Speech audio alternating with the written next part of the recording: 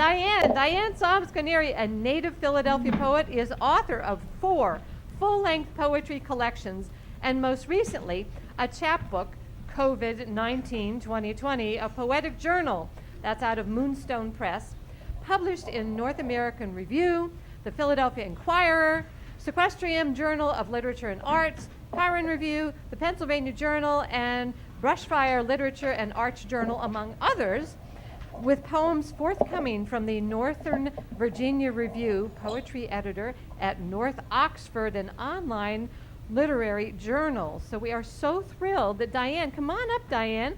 It's so wonderful to have you back and be able to grace us with your presence and your wonderful poetry. And please, just get yourself settled there, and I will then say, Diane Sahms-Guarnieri. It's always great to be back at Cafe Improv. Since it's baseball season, I'd like to start with a baseball poem. Thorns and Roses. Rose bush being there, all my growing thorns and roses life, as each ancestor passed by it, where all of us as children played, built Snow Mountain beside it, and summer's blooms listened when all elders alive then sat on the porch, tuned in to the Phillies radio station, announcer calling each swing and a miss, each pitch, runs batted in, as if ancestral wisdom passed down in 9 innings, balls and bats, diamonds and dugouts, jeers and cheers, wins and losses, safe and out. So many lives pass by, and in passing on to another place, each hearse-driven coffin's last drive-by, home plate and rose garden, before their body's final disappearance into sacred. Now, the very last relative and house retired. So today, after reshaping thorns and roses for the winter like a groundskeeper, I clean up clippings, hand ruby love to her from my glove, and take one home with me. Place thorn-cut stem and last full bloom into Philly's beer glass of tap water on kitchen's windowsill. Elbows deep in snowy mound of soapy suds, look into Rose's anonymous pupil, surrounded by petals of ruby slippers, tapping together, touch, whispering each ancestor's faded name, home and safe.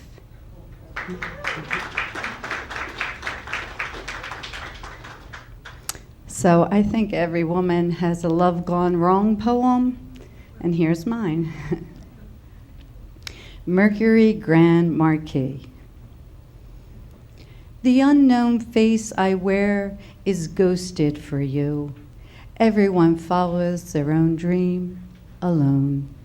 Wounded wheel of our past rusts sleepily in a graveyard at the brink of extinction. Dashboard's odometer ran far over its limit. Inspection sticker expired more than a dozen years ago when love's battery died. You are forgotten as wedding rice.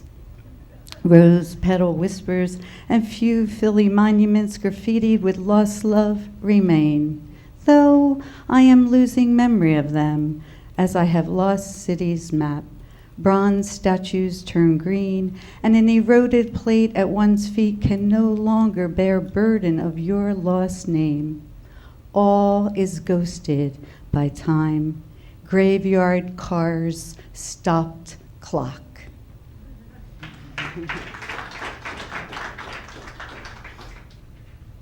Something apple for my mother. It's at the core, these seeds, hidden inside like shy, concealed eyes. It's these little seeds I collect, these charms to fill heart's aluminum can, covered with a lid, to shake like a maraca, to wake the dead. Then there's the shriveled skin, dried as prunes or apricots, to remind me of closing each old skin eyelid before pouring dried seeds into orbits impressions, sealing in darkness of decay for her new spirit to plant all those infinitesimal apple seeds in next life's orchard.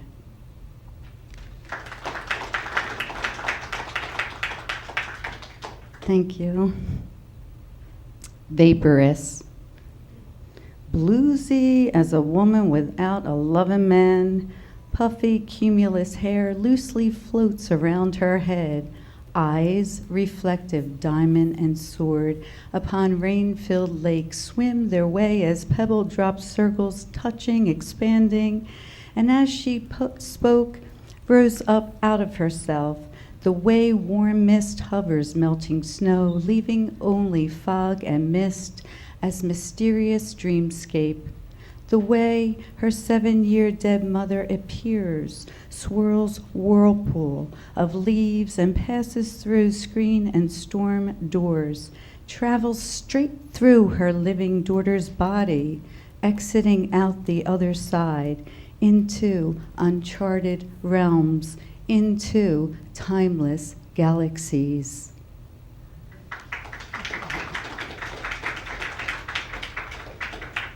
When I was a small child, I grew up very poor in a row home in Roxborough portion of Philadelphia, and I always loved dressing up as a hobo for some reason. So anyway, this is my hobo poem. A hobo's wandering wind song. In waking then, life is winter smoke escaping from a chimney. Perhaps we are only instruments of sound, singing winter's frozen words, and all the while striving and churning down tracks when a whistle calls us out of dreams, beautifully sings, disturbed as hope's vanishing point of perspective. Headlamps' warm halo glow, and iron rails' bitter cold undertow shrill us along.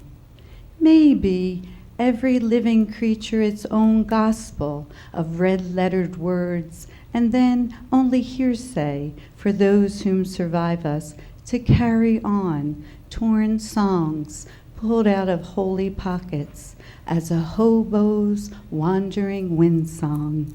A small portion left behind, lonely as an empty hand.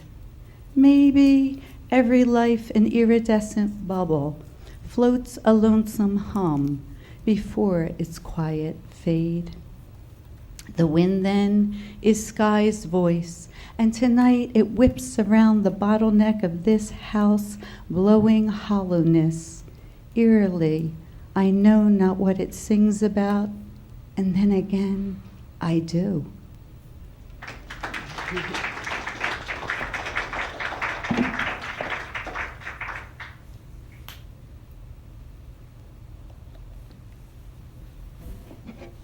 Shoes.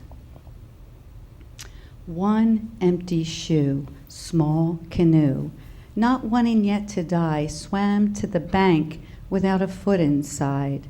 Not the same fate for the other, which is lying somewhere at the bottom of a reflective river, where minnows dart in and out like a sunken ship placed in gravel of his old bedroom's aquarium, where minnows he raised multiplied in the thousands. He is now dreaming, face down, body bloated, and floating, wanting to be whomever he was in a faraway kingdom of living, shrunken fingertips almost touching lost ship of life's sunken somewhere near seaweed spread of mermaids' glowing hair.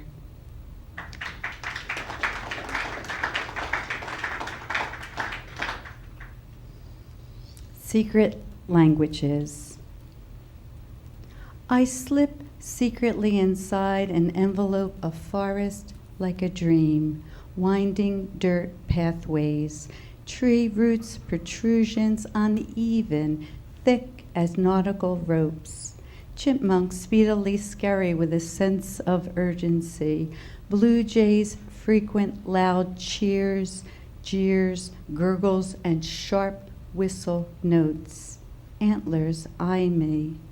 This becomes trust as love locks vision. The clear-minded creek hums. At one point, an uptake of a wild breeze rustles through a massed trees, fluttering tongues like praise. Lifted outside my body, inside of listening, I hear singing. Dancing breeze delightfully reassures me. I begin to know their ancient voices. I remember the sounds of their songs.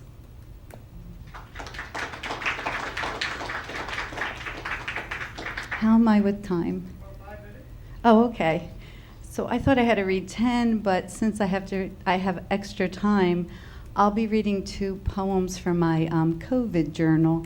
I wasn't going to bring them in tonight, but since I have the extra time, I'll just read 2 from them, and then I'll end with a short poem. So at the beginning, well, during COVID 2020, from March to December, I was devastated, along with the rest of the world. And I was keeping a journal. I telework full time for the government, and I also at night write and keep a journal. And some of the journal's poems lent themselves to publication. So fortunately, I got a small chapbook published.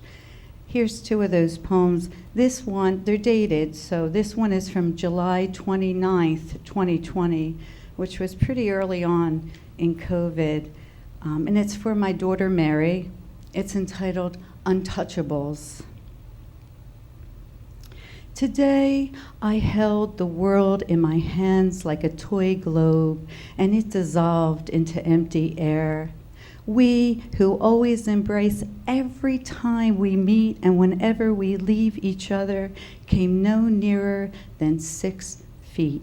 An unmeasurable, cruel calculation for me and daughter, whose hazel irises as life protectors gently glided into mine, touching without touching.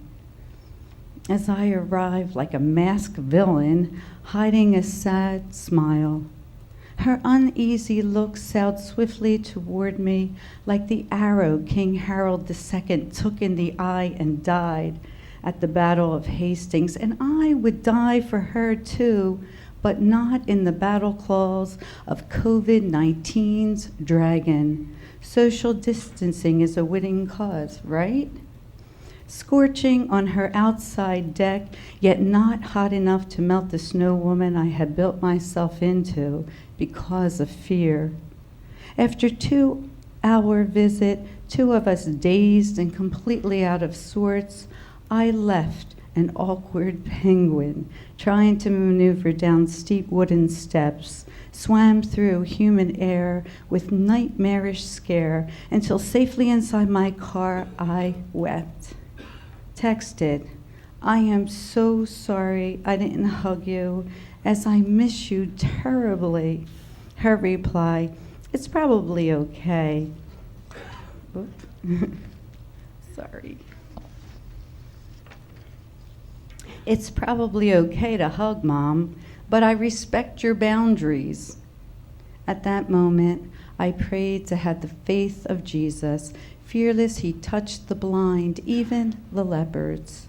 Next time we met, faced with possibilities of death, I see boundless love that forges our spirits, and bravely in mask-faced lives, we touch love, fearlessly hug.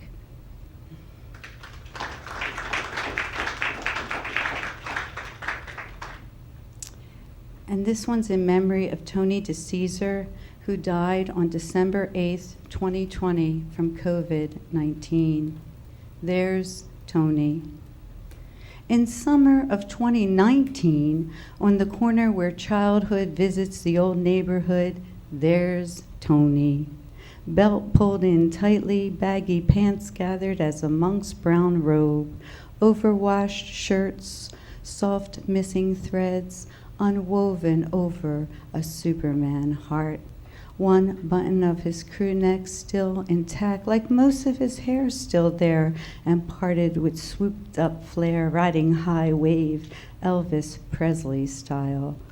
Bronze stone, ember eyes, stirring, seemed a little agitated as carp swimming just below the surface. Hook me. Arched eyebrows question, like you haven't been around much in 33 years, so what you been doing, and it better be good. So I swim along a while with him, explain, smiley he approves, yet his thoughts are more caught on his setting sun. Hey, I'm 87 and just waiting for whatever it is up there to call my number. I'm ready. As we part, he crosses over from Ripka to Peachin Street, Kane's motion detectors, connection to late wife Vera, who walked this way every Friday evening, the one night she didn't have to cook Italian.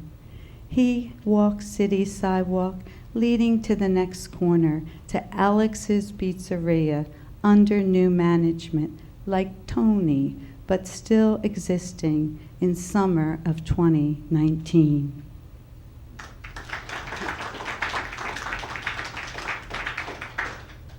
And before I read my last poem, I would like to thank Tom and Mary and the whole crew here for inviting me back. Thank you very much.